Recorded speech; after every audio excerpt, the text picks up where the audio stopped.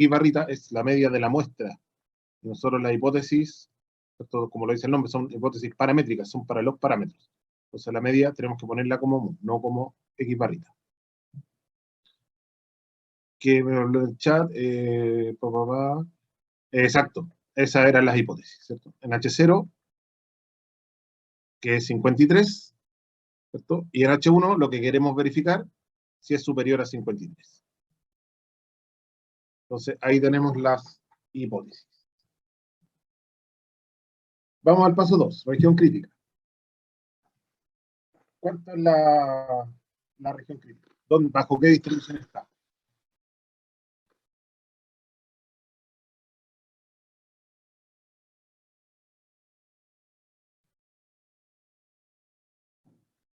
Una textura. Grados de libertad, n-1, 8. Era 9, ¿no? 1, 2, 3, 4, 5, 6, 7, 8, 9, 10, 11, 12, 13, 14, 15. Eran 15. Son 14 grados de libertad, no 8.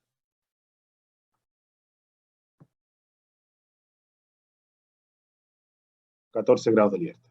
Ahí, ¿alguien me habló en el chat?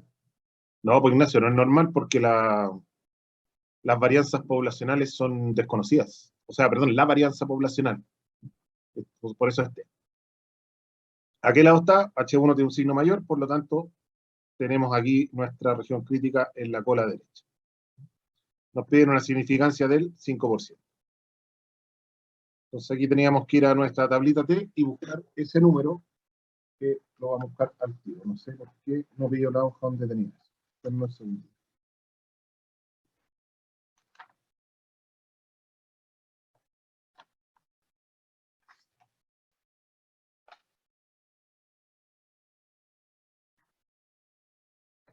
Dame un segundo para no estarlo sacando los cálculos, para hacerlo más rápido. Mantenemos eso y damos imprimir de nuevo que no son de la eje. Archivo, imprimir la primera página.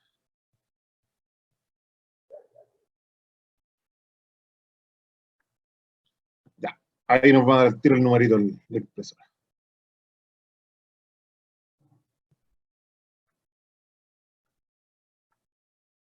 Ya. Entonces, vamos a buscar ese numerito en la tabla. Acuérdate que como tienes la región crítica a la derecha, tienes que buscar el número que acumula un 95% de probabilidad. Y ese numerito es 1,761.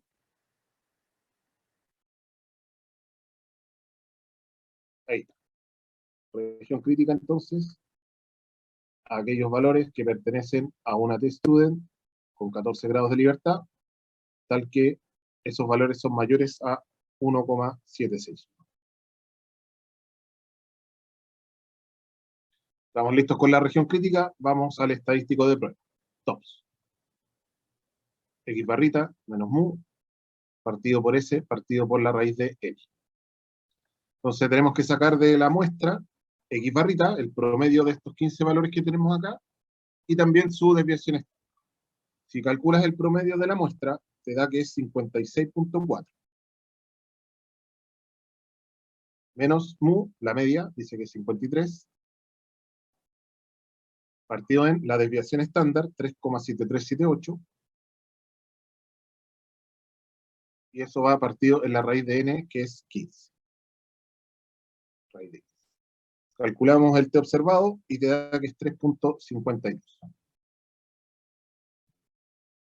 Entonces, vamos ahora a contrastar nuestro estadístico de prueba con nuestra región crítica y vemos que quedó dentro. Estamos dentro de la región crítica, por lo tanto, vamos a rechazar la hipótesis. 3.52 pertenece a la región crítica, por lo que H0 se rechaza. Hay evidencia para eso. Y finalmente, ¿cierto? Si rechazamos H0, lo que tenemos que hacer es afirmar, ¿cierto? La hipótesis alternativa. Por lo tanto, podemos decir, con una significancia del 5%, ¿cierto? Que en promedio los agentes realizan más de 53.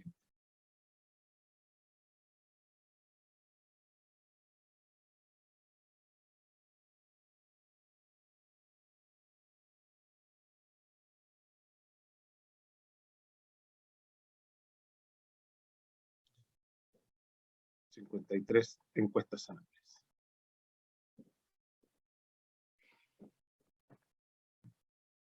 Y ahí terminamos la pregunta 1. Deme un segundito, por favor, que tengo ahí un invitado.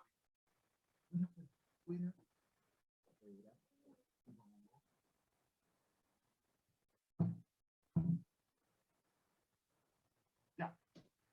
Sorry. Esa era entonces la pregunta 1A. No sé si hay alguna duda por ahí antes de pasar a la siguiente. Los escucho, o los leo.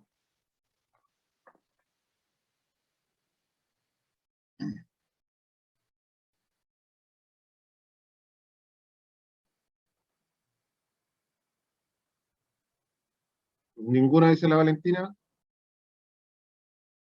Maite, Javiera, Ignacio. A ver, ninguna. Ya, vamos a la B. Vale. Vamos entonces a la pregunta B. Ahí está. Mismo enunciado, misma muestra, y ahora nos dicen que si se considera que la cantidad de encuestas que semanalmente realizan los agentes es uniforme cuando su dispersión es menor a 2 encuestas al cuadrado. Realizar un contraste de hipótesis para verificar si la cantidad de encuestas puede o no ser considerada uniforme, con una significancia del 5%. Entonces, nuestras hipótesis, nula y alternativa, ¿para qué parámetros debieran ser?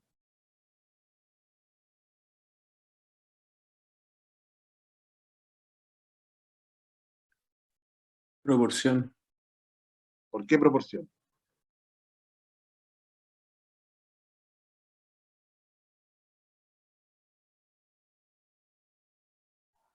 No caché quién habló, pero ¿por qué dices tú que es proporción?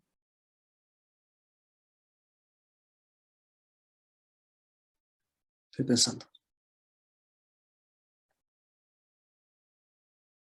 ¿Los demás qué opinan?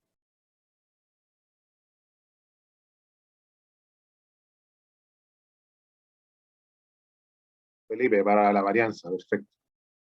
Eso es, no es para la proporción, porque el criterio para ver si es que podemos considerar uniforme la cantidad de encuestas es a través de una medida de dispersión, ¿no?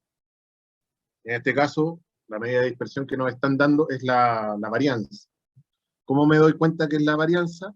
Porque está el valor expresado en una unidad cuadrática, ¿no? Por ese cuadrado que tengo. Entonces, en H0 vamos a poner que la varianza es igual a 12, y en H1 que la varianza es menor a 12. En este caso, en H1 estamos diciendo que podemos considerar el uniforme, y en H0 que no podemos hacer. Esas eran las hipótesis, ¿ya? ¿Qué errores se mandaron algunos? ¿Qué condoritos se mandaron? Que pusieron esto. Eso. Y después dijeron, entonces, ya, la varianza, ¿cierto? En H0 me va a quedar que es igual a 144, elevaron el 2 al cuadrado. Y en H1, que era menor a 144. Y ahí se fueron a la B, porque ya estaba dada la dispersión en términos de varianza por ese cuadradito que teníamos. Entonces, esto de acá está mal. Lo vamos a borrar. Vamos entonces a la región crítica.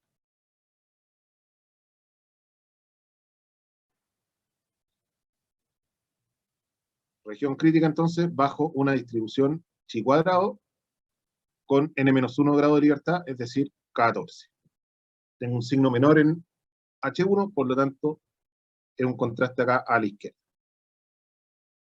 Esa es mi región crítica, significancia 5%. Voy a la tablita chi cuadrado, busco con 14 grados de libertad el número que te acumula un 5% de probabilidad. Ese numerito es 6,571. Tenemos ya definida nuestra región crítica. Aquellos valores que pertenecen a una chi cuadrado con 14 grados de libertad, tal que son menores que 6,57. Les recuerdo que, porque también fue un condorito que vi harto, la chi cuadrado es una distribución que solamente toma, o una variable, mejor dicho, que solamente toma valores positivos. ¿Tá? No puedes tomar un valor negativo. Varios se pegaron el condoro que buscaron el número que acumulaba el 95% y lo pusieron acá negativo. ¿Ya? Eso está pésimo. Siempre una chi cuadrado va a ser positiva. Lo mismo ocurre cuando yo calculo un estadístico de prueba que sigue una distribución chi cuadrado, como en este caso, o como en el caso, por ejemplo, de la prueba de independencia, ese W observado nunca te puede dar negativo. ¿Ya? ¿Por qué? Porque ese W observado que tú estás calculando es una variable aleatoria que tiene distribución chi cuadrado. Y una chi cuadrado nunca puede ser negativa. Lo mismo ocurre con la ficha. Las únicas que pueden tomar valores negativos son la normal y la t, pero chi cuadrado y ficha siempre positivo. Vamos a sacar entonces el WOPS, el W observado. Es S cuadrado por n-1 partido en sigma cuadrado. Entonces, la desviación estándar ya la habíamos sacado la pregunta anterior, ahí. Esa es la desviación estándar, por lo tanto, S cuadrado es ese mismo valor, el 3,7378, pero elevado al cuadrado. Por n-1, por 14, y partido por la desviación estándar, que es 12. Ahí la tenemos en HC. Hacemos el cálculo y de da que es 16,3. Por lo tanto, caemos fuera de nuestra región crítica. Estamos por acá. Suponemos que como el 16,3 no pertenece a la región crítica, no rechazamos la hipótesis.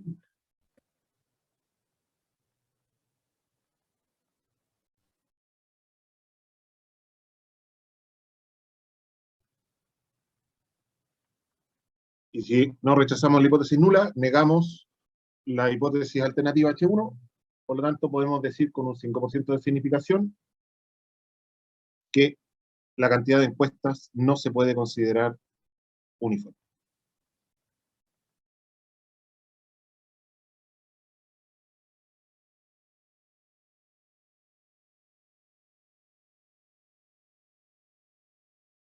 ¿Y por qué no es uniforme? Porque la varianza, ¿cierto? No es, no volví a poner los cuadrados, ahí sí.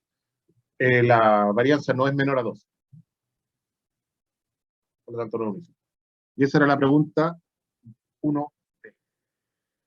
¿Alguna duda antes de seguir?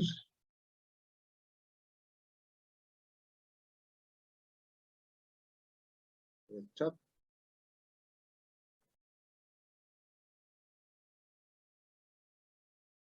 Chicos, ¿alguna duda? Benjamín, Álvaro, Javiera, Maximiliano.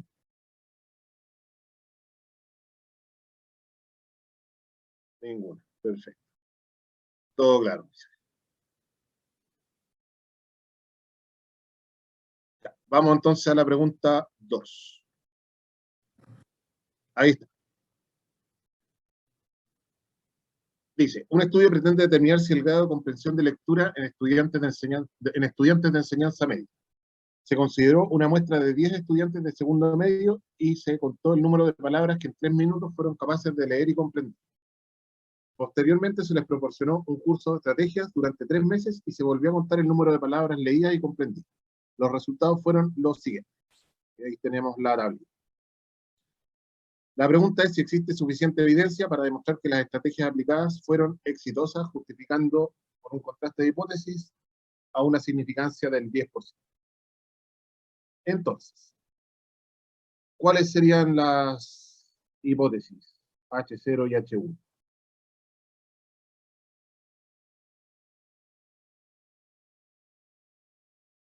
¿Qué opinan?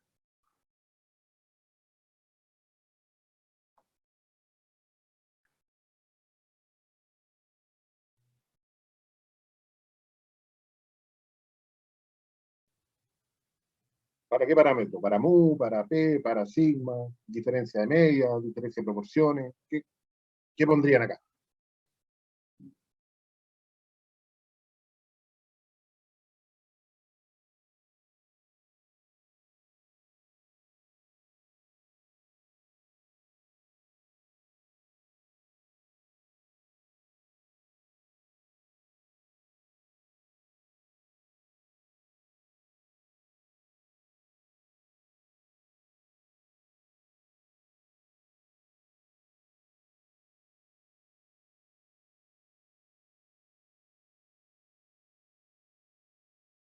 Lo escucho, muchachos.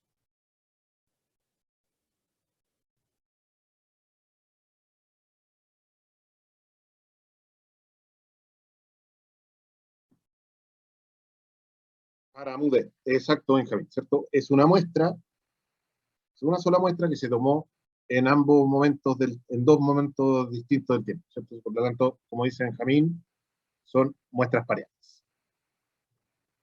Entonces, vamos a poner ahí un mu sub d en H0 y en H1.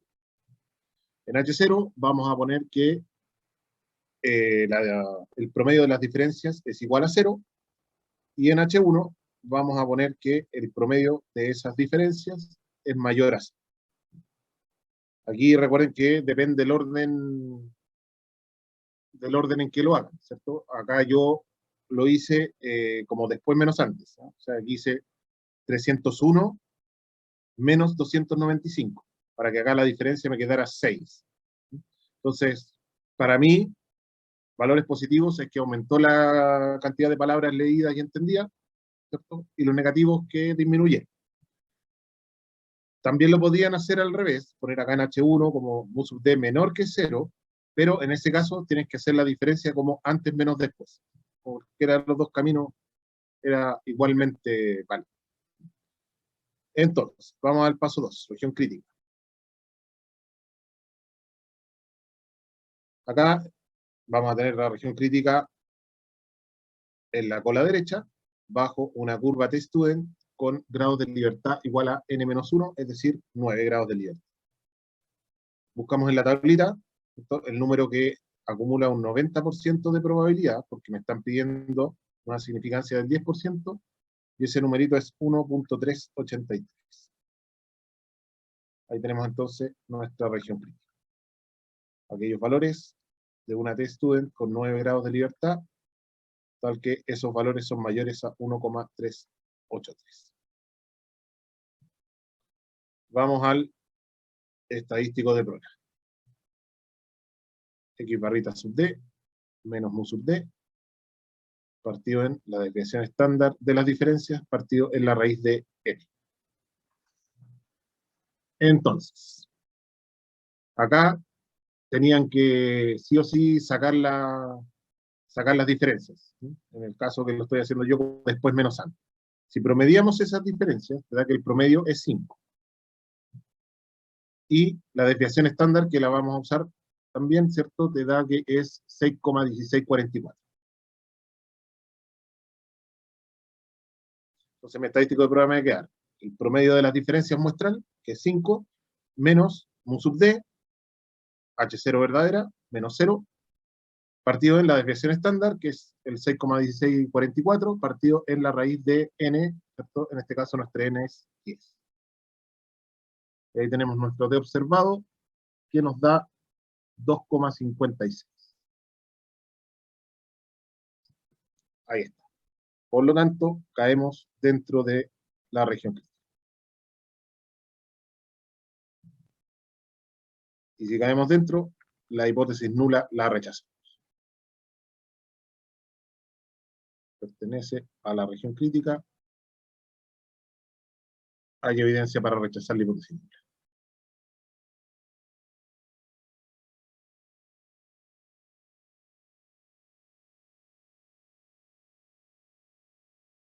Y si rechazamos H0, afirmamos H1. Es decir, podemos decir con un 10% de significancia que las estrategias efectivamente fueron exitosas.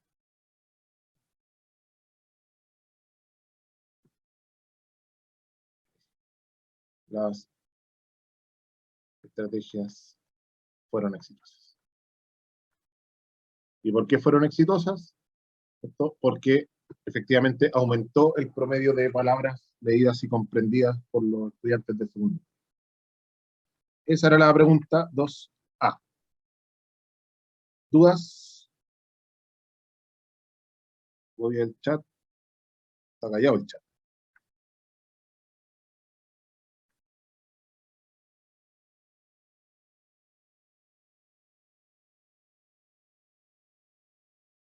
No hay dudas, parece. Vamos entonces a la siguiente pregunta.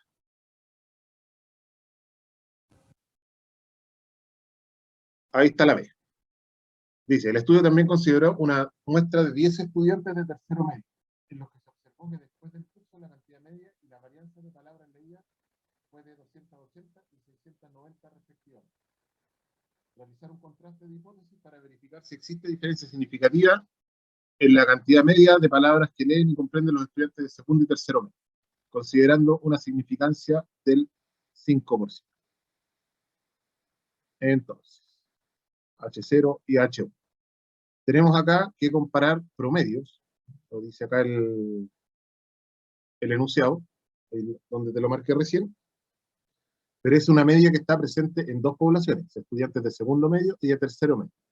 Por lo tanto, lo que vamos a hacer es un contraste de hipótesis para comparar dos medias, para diferencia de medias. Entonces en H0 vamos a poner que la media de segundo medio menos la media de tercero medio es igual a 0, no hay diferencia significativa, y en H1 que sí la hay. Es decir, la diferencia no es 0. Esas son nuestras hipótesis. Región crítica. Vamos a estar bajo una curva de Student. Varianzas poblacionales desconocidas. Grados de libertad, N1 más N2 menos 2, es decir, 10 más 10 menos 2, 18 grados de libertad. Tengo un signo distinto, por lo tanto tengo región crítica acá en la cola derecha y también en la cola izquierda. ¿Cuánto vale cada uno? Alfa medios, es decir, un 2,5% por acá y un 2,5% en la otra. Buscamos los numeritos en la tabla, el que acumula un 97,5% es 2,101, y el que acumula un 2,5%, al ser la distribución T una distribución simétrica centrada en 0, es este mismo número, pero negativo. Ahí tenemos entonces la región crítica. Valores de una T-Student con 18 grados de libertad, tal que esos valores son mayores a 2,101 o menores a menos 2,10. Ahí tenemos entonces nuestra región crítica. Vamos al T observado. X barrita 1 menos X barrita 2 menos mu1 menos mu2 partido en la raíz de el S cuadrado P, promedio ponderado de las varianzas, partido por N1, más el S cuadrado P partido por N2. ¿Por qué uso esta fórmula? Porque acá me están diciendo que asuma que las varianzas poblacionales son iguales. Por lo tanto, no era necesario hacer el contraste de hipótesis primero para comparar varianzas, porque nos están diciendo que son iguales, entonces no había para qué hacer. Saquemos entonces este promedio ponderado de varianzas. Esto es la varianza 1 por N1 menos 1, más la varianza 2 por N2 menos 1, partido en N1 más N2 menos 2. Entonces, tenemos la varianza de los estudiantes de segundo medio, ¿no? La tenemos que sacar de los datos que nos dan en la muestra, obviamente con la ayuda de la calculadora, y te da que es 26,1808 al cuadrado.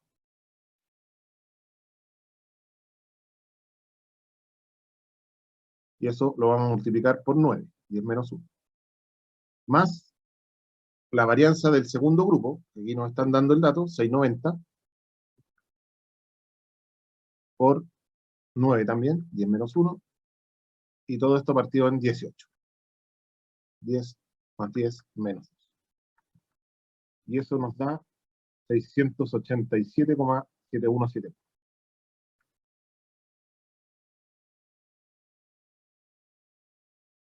Vamos entonces ahora a sacar mi TOPS. Voy a seguir acá arriba. Tenemos X barrita 1 menos X barrita 2 sería el X barra de los estudiantes de segundo medio, que lo sacamos a partir de la muestra, pero ahora, ojo, no promediando las diferencias, sino que promediando los valores observados de la variable.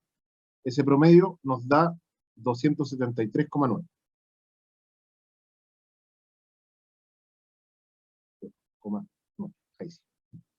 Menos la media muestral de los estudiantes de tercero medio, que nos están dando el dato ahí, 280, menos 0. H0 dice eso.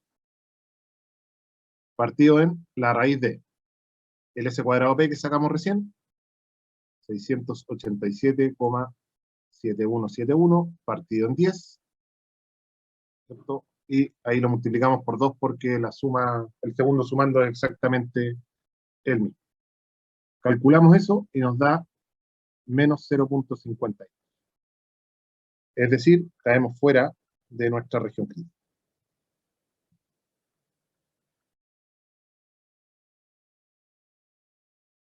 Por lo tanto, ¿cierto? Ponemos que como menos 0,52 no pertenece a la región crítica, no hay evidencia para rechazar la hipótesis.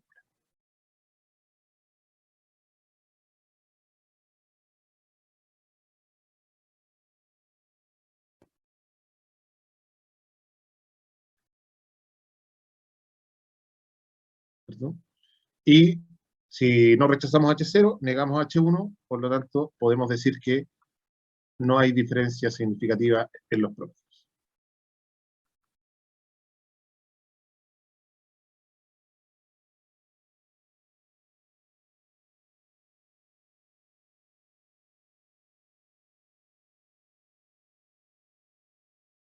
De palabras leídas y comprendidas.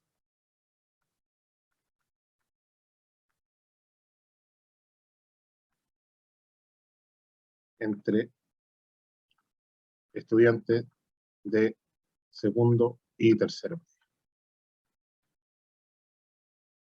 Y ahí terminamos la pregunta 2B. ¿Alguna duda, comentario?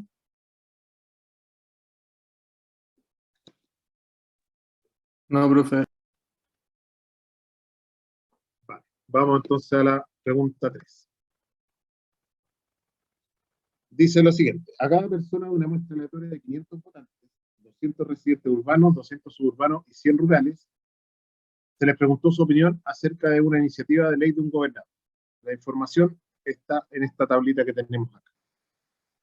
En la primera pregunta nos piden determinar a través de una prueba de hipótesis con el 10% de significancia si hay o no hay relación entre estas dos variables. Entonces, H0 y H1. En H0 vamos a poner que las variables son independientes.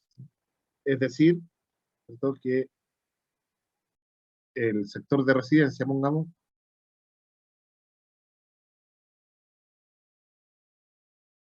de residencia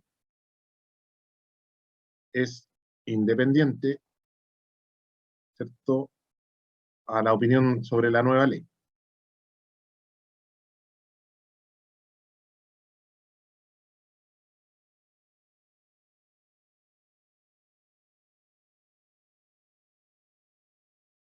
Y en H1, ¿cierto?, que el sector de residencia no es independiente a la opinión, ¿cierto?, sobre la nueva ley. Espero que no se hayan equivocado en poner las hipótesis. ¿Ya? Aquí la pregunta decía ver si existe o no relación. Si en H0 pusiste que existe relación entre las variables y en H1 que no existe relación, está mal. Estarían las hipótesis al revés. Por eso les decía ahí que no se pusieran creativos con las hipótesis para la prueba de independencia. Después tenemos que sacar las frecuencias esperadas. Y para eso necesitamos acá poner los totales.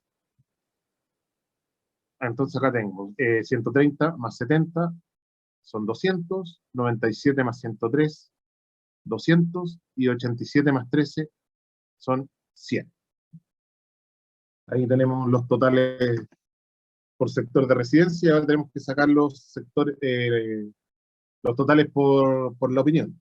Entonces tengo 130 más 97 más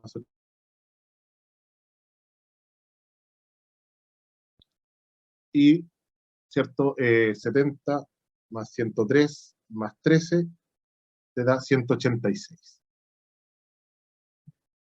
Bueno, ahí, 186. Entonces 314 más 186 suma 500, 200 más 200 más 100, 500. Estamos bien. Y con esto podemos sacar las frecuencias esperadas.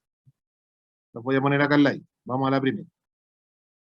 Es 200 multiplicado por 314 partido en 500. Y ese resultado te da 125,6. Vamos a la segunda.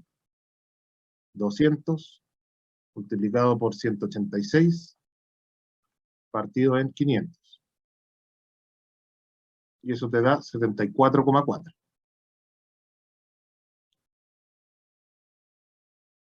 La tercera, 200 por 314 partido 500, 125,6. La cuarta, 200 por 186 partido 500, 74,4. Después tenemos 100 por 314 dividido en 500, te da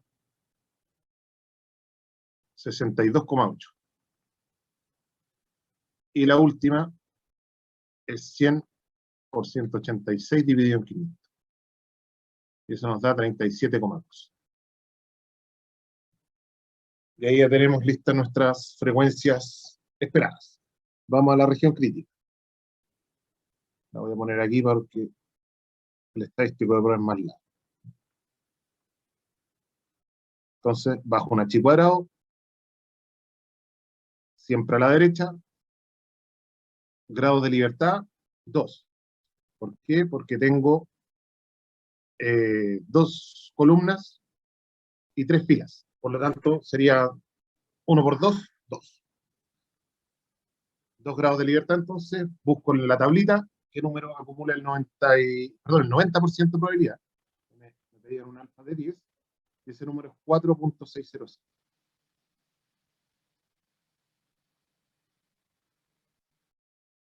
Entonces, valores que pertenecen a un H cuadrado con 2 grados de libertad y que son mayores a 4,605. Ahí tengo mi región. Vamos al WOPS. Esto es la frecuencia observada menos la esperada al cuadrado partido por la esperada. Y esto lo tengo que sumar. Voy a poner la suma.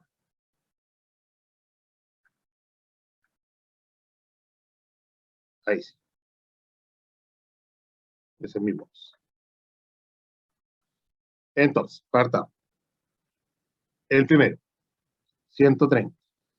El observado, menos la esperada, 125,6. Eso al cuadrado y partido en 125,6.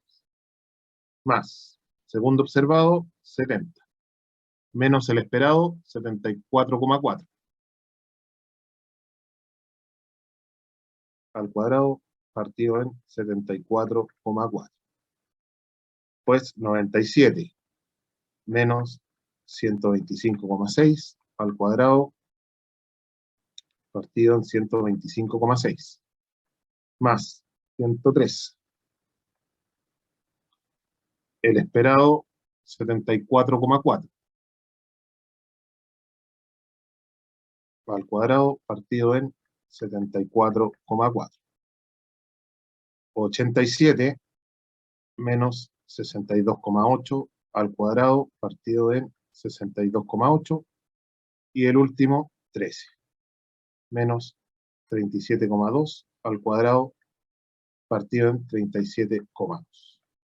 Calculamos y nos da 42,98. caemos entonces dentro de la región crítica.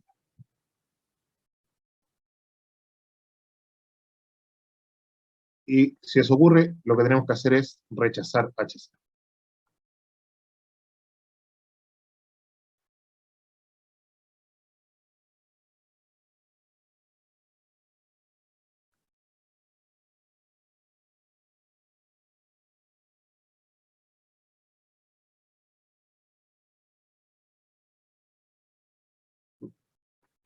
Y finalmente concluimos, ¿cierto? Y como rechazamos H0, podemos decir que el sector de residencia, ¿cierto? No es independiente a la opinión que tiene de la nueva.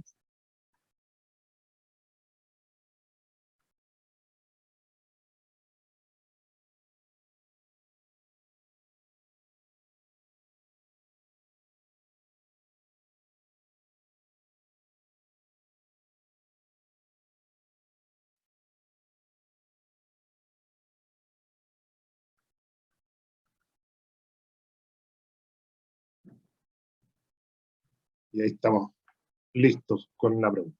Esta era la más facilita, el comodín de la prueba. ¿Alguna duda?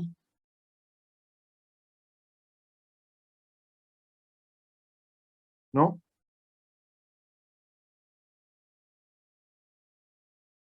Vamos entonces a la última pregunta.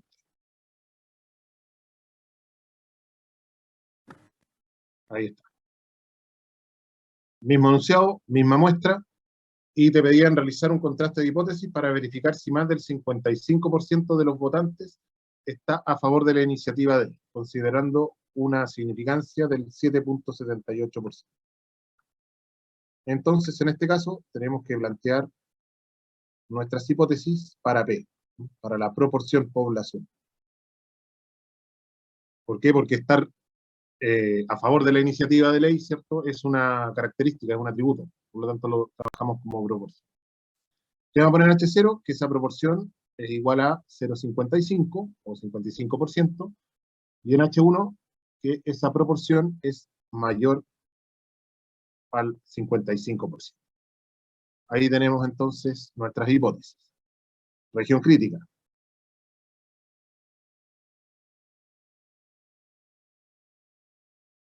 Va a estar bajo una curva normal estándar, a la derecha.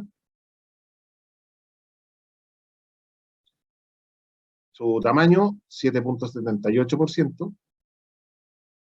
Y por lo tanto tengo que ir a la tablita normal y buscar el número que acumula una probabilidad igual al complemento del 7,78%, es decir, igual a 1 menos 0,0778, o sea, un 92,2%, 92,222.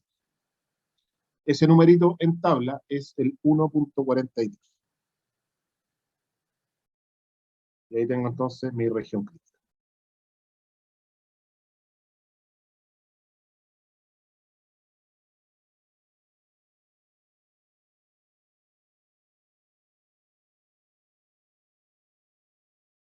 Vamos al estadístico de prueba. SOPS. P gorrito menos P partido en la raíz de P por Q partido en N. Entonces, ¿qué me falta acá? Me falta mi P gorrito. Entonces tenemos que sacarlo a partir de la muestra. ¿Qué es lo que ando buscando? ¿Cuál es mi caso favorable? Estoy buscando que estén a favor de la ley. Ahí, a favor de la iniciativa de ley. Y en la muestra, ¿cuántos están a favor de la iniciativa de ley? Aquí lo tenemos, 314. Ya lo habíamos sumado en la pregunta. Por lo tanto, mi P gorrito va a ser 314 casos favorables sobre 500 casos totales, que te da 0,628. Entonces, mi set observado va a ser P gorrito 0,628 menos P 0,55 partido en la raíz de 0,55 P 0,45 Q. Acuérdense que Q es igual a 1 menos P partido en 500. Calculamos y nos da que es 3,505. Y por lo tanto, caemos dentro de...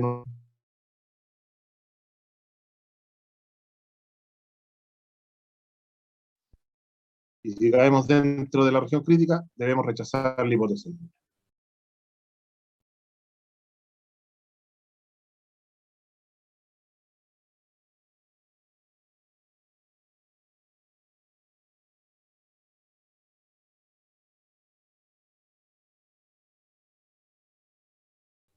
Y si rechazo la hipótesis nula, debo afirmar la hipótesis alternativa. Por lo tanto, podemos decir que más del 55% de las personas está a favor de la ley.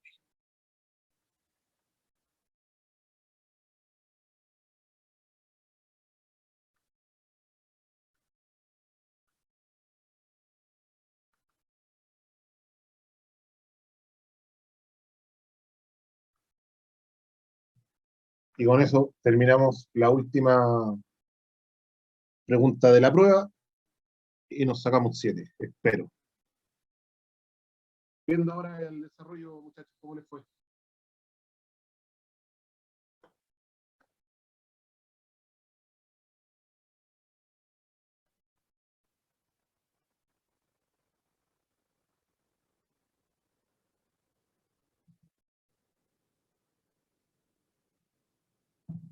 ¿Están por ahí, muchachos, o no?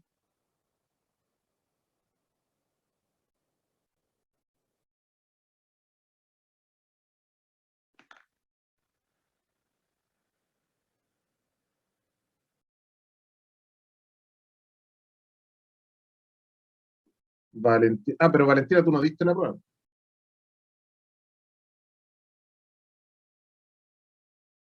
De acuerdo del correo. Benjamín. Ah, no, tú estás ahí, Benjamín Torite Bella.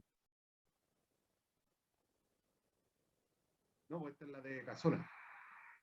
Yo terminando acá, les voy a hacer un videito de la prueba de Bella. Para que les quede grabado ahí, si no ustedes después no pueden ver esta ¿cómo se llama? Esta grabación. Cuando corte, no sé, pues me demoraré 20 minutos, media hora en hacerle el video y se lo subo. Ya grabado ahí junto con las otras cosas. Ya, muchachos, entonces,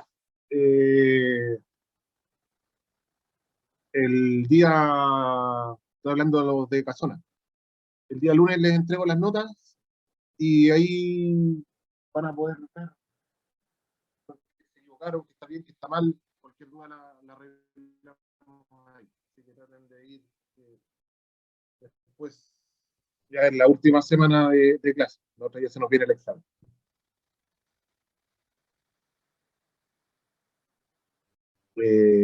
Sí, sí, obvio, no hay problema. No hay problema. De hecho, si quieren, les puedo subir las pautas. Yo creo que son más fáciles que después que ver que el video. Déjenme tipear las pautas para que queden más o menos de cerquita y se la suben. En todo caso, Maximiliano, las pruebas eran más o menos el mismo tenor. No es que haya sido una más difícil, una más fácil. Era prácticamente lo mismo. Obviamente con otros números, otras preguntas, pero el nivel de dificultad anda más o menos parejo. Ya, chicos, si es que no hay otra duda, los dejo. Hoy día ya no hay más materia que ver, así que era solamente resolverla con ustedes la prueba.